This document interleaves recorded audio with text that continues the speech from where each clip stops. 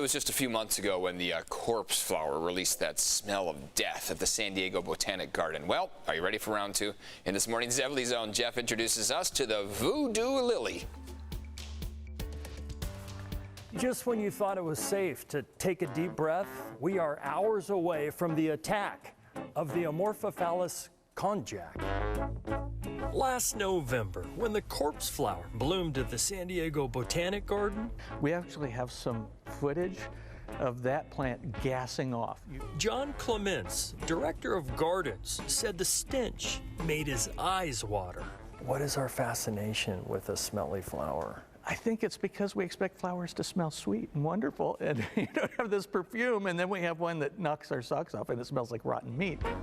The Amorphophallus titanum came and went, but pinch your nose. You planted this 3 years ago? Yeah.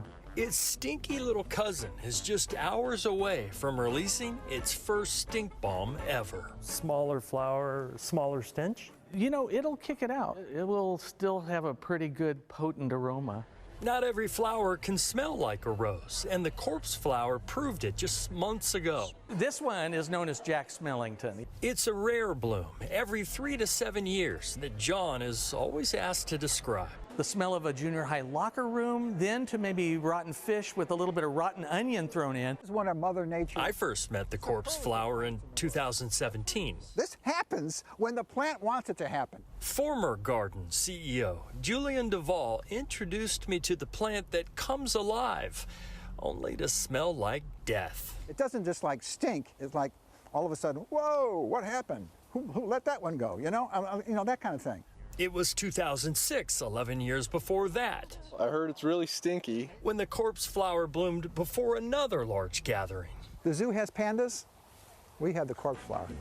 That smell attracts the nastiest of pollinators. Beetles and flies and other things that are going to really consume dead flesh. We call Amorphophallus titanum the corpse flower, but this little guy goes by the Voodoo Lily. Nothing yet. You'll only have Thursday, Friday, and maybe Saturday. It's a good time to come visit it because it's really a 4-day bloom. Nothing. To stick your nose where it doesn't belong. Sometimes it's a once-in-a-lifetime thing. In the zevely-zone, I don't go dumpster diving, but I do put my nose in flowers. Jeff Zevely, CBS 8.